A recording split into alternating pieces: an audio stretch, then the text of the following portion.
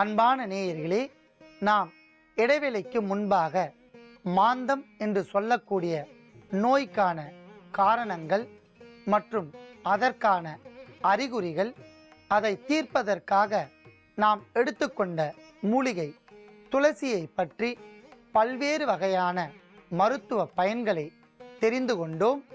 இப்பொழுது நாம் எடுத்துக்கொண்ட மூலிகைகளின் அளவுகளை பார்க்கலாம். துளசி 10 கிராம், ஓமம் 10 கிராம், திப்பிலி 10 கிராம், சுக்கு 10 கிராம், இந்துப்பு 10 கிராம், நாட்டு பசுனை தேவையான அளவிற்கு, பெருங்காயம் 10 கிராம், சீரகம் 10 கிராம், மிளகு 10 கிராம். நாம் ஒவ்வொரு பொருளையும் தனித்தனியாக சமநெடை எடுத்து வைத்துள்ளோம். அதில் துளசியை தவிர்த்து மற்ற பொருட்களை பொன்னிறமாக வறுத்து எடுக்க வேண்டும். பெருங்காயத்தை மட்டும் நாட்டு பசுநெய்யில் பொரித்து எடுக்க வேண்டும். ஆகையால் தேவையான அளவிற்கு நாட்டு பசுநெய் விட்டு காய்ச்சவும்.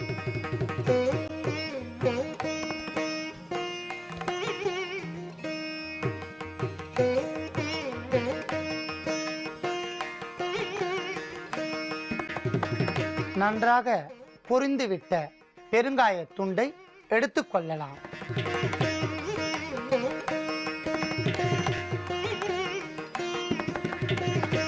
அடுத்ததாக ஓமம் 10 கிராம்,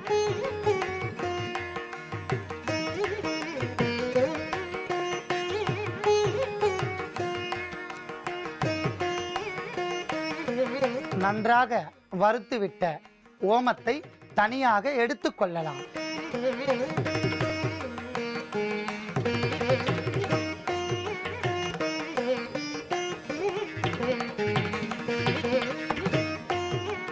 திப்பிலி 10 கிராம்,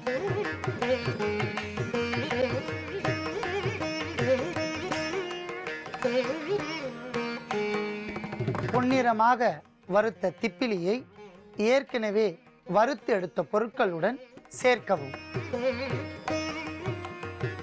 தூய்மை செய்து எடுத்து வைக்கப்பட்ட சுக்குத்துண்டு 10 கிராம்,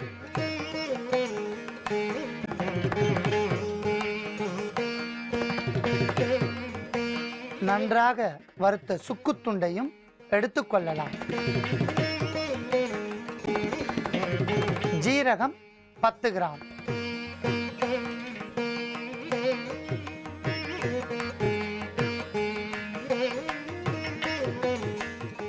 நேயர்களே, இப்பொழுது வாயு கோளாறுகளுக்கான ஒரு அற்புதமான மருத்துவத்தை பார்க்கலாம். பொதுவாகவே மனிதனுக்கு கேஸ்ட்ரிக் என்று சொல்லக்கூடிய வாயு கோளாறினால் பல வகையான நோய்கள் உடலில் ஏற்படும். பொதுவாக இந்த வாயு கோளாறினால் உடலில் உண்ட உணவுகள் செரிமானத்தன்மை குறைந்து காணப்படும். அடிக்கடி நெஞ்சு எரிச்சல் காணப்படும். ஒரு வகையான புளித்த ஏப்பம் நெஞ்சு பகுதியில் ஏற்பட்டு உடல் செரிமானத்தன்மை குறைந்து வாந்தி ஏற்படும். அடிக்கடி அடிவயிற்று பகுதியில் விலா பகுதியில் ஒரு வகையான வலி மற்றும் வாயு கோளாறினால் வயிற்று உப்பசம் ஏற்படும். இதனால் மலச்சிக்கல், முதுகுவலி, கழுத்து பகுதியில் அளவிற்கு அதிகமான வலி தோன்றும். அடிக்கடி குடல் இறுக்கம் ஏற்படும். இவையெல்லாம் பரிபூரணமாக தீருவதற்கு ஒரு அற்புதமான மருத்துவத்தை நாம் பார்க்கலாம். அதற்காக இன்று நாம் எடுத்துக்கொண்ட அற்புதமான ஒரு மூலிகை துளசி. பொதுவாகவே துளசி பல வகைகளில் நமக்கு கிடைக்கின்றன. கருந்துளசி, நீலத்துளசி, ராமர் துளசி, வெள்ளை துளசி, செந்துளசி, காட்டு துளசி என பல வகைகளில் நமக்கு கிடைக்கின்றன. அதிலும் கருந்துளசியும் அன்றாடம் நாம் பயன்படுத்தக்கூடிய துளசியும் அதீத மருத்துவ குணத்தை தேர்ந்துள்ளது. கருந்துளசியை நாள் ஒன்றிற்கு 1 முதல் 3 இலைகள் சாப்பிட்டு வந்தால் உடலில் பரவியுள்ள கோழை, நெஞ்சுச்சளி மற்றும் தொண்டைக்கட்டு இவையெல்லாம் படிப்படியாக கரைந்து வெளியேறும். மேலும் தியானம், யோகா, காயகற்ப பயிற்சி செய்கின்றவர்களுக்கு சித்தர்களால் இரகசியமாக பாதுகாக்கப்பட்ட ஒரு முறையை இங்கு கூறுகிறேன். தினந்தோறும் ஒரு நல்ல குருவின் மேற்பார்வையில் நன்றாக சித்த மருத்துவத்தை பயின்ற ஒருவரின் மேற்பார்வையில் கருந்துளசி இலைகளை எடுத்து நன்றாக அரைத்து அதை நாட்டு பசுநெய்யுடன் சேர்த்து சாப்பிட்டு வந்தால் உடல் பொன்னிறம் அடையும். இந்த காய கற்ப மருந்தை சாப்பிடுகின்ற வேளையில் தினந்தோறும் வெந்நீர் பருக வேண்டும், பால் சாதம் பருகி வர வேண்டும். முறை தவறி பத்தியத்தை மீறினால் பல்வேறு வகையான பக்க விளைவுகள் ஏற்படும்.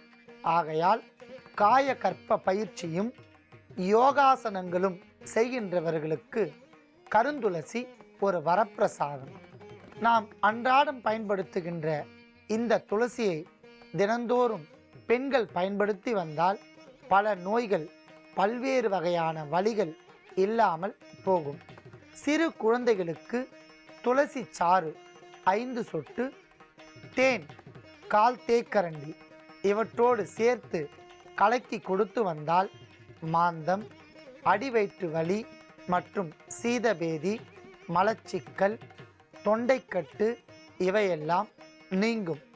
பெரியவர்களுக்கு தினந்தோறும் துளசியை 1 அல்லது 3 இலை மென்று சாப்பிட்டு வந்தால் பல்லில் ஏற்படுகின்ற பல வகையான நோய்கள் எல்லாம் விலகும்.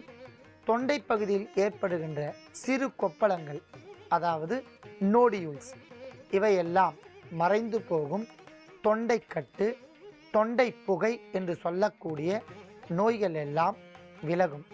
ஆகையால் நாம் துளசியும் எடுத்து வைத்துள்ளோம். அடுத்ததாக நாம் எடுத்துக்கொண்ட பொருள் இஞ்சி, உபகுல்லம், ஜிஞ்சர் என்று பல பெயர்களில் அழைக்கப்படுகின்ற இஞ்சி ஒரு அற்புதமான நறுமணம் மிக்க, எளிதில் ஜீரணத்தை மேம்படுத்தக்கூடிய ஒரு அற்புதமான மூலிகை. தினந்தோறும் இஞ்சியும் தேனையும் ஊற வைத்து நாம் சாப்பிட்டு வந்தால் உடல் காயகற்பமாக மாறும். நோய் எதிர்ப்பு சக்தி படிப்படியாக அதிகரித்து உடலில் ஒரு வகையான ஆரோக்கியம் ஏற்படும். இதனால் இரத்த ஓட்டம் சுறுசுறுப்பாகவும் தூய்மையாகவும் காணப்படும். இதய வாழ்வுகளில் ஏற்படுகின்ற அடைப்பு, பெருகுடல், சிறுகுடல் பகுதியில் தோன்றுகின்ற வலி, குடல் அழற்சி, அஜீரணத்தன்மை, மலச்சிக்கல், புளித்த ஏப்பம், நெஞ்சு எரிச்சல் இவையெல்லாம் நீங்கி வயிற்றுப்பகுதியில் தோன்றக்கூடிய பல வகையான வாயு நோய்களை எல்லாம் நீக்கி வாயு கோளாறையும் சரி செய்யக்கூடிய ஆற்றல் இஞ்சிக்கு இருப்பதால் நாம் இஞ்சியும் எடுத்து வைத்துள்ளோம். இவை இரண்டையும் தனித்தனியாக நாம் எடுத்து வைத்துள்ளோம். இப்பொழுது நாம் எடுத்துக்கொண்ட பொருட்களின் அளவுகளை பார்க்கலாம். துளசி இலை 50 கிராம், இஞ்சி துண்டு 50 கிராம். முதலில் துளசியை நன்றாக நீரில் கழுவி சாறாக எடுக்க வேண்டும். அடுத்ததாக இஞ்சியை மேல் தோல் சீவி தூய்மையான நீரில் கழுவி எடுத்து இஞ்சி துண்டுகளாக மாற்றி அரைத்து எடுத்து சாறாக எடுக்கவும்.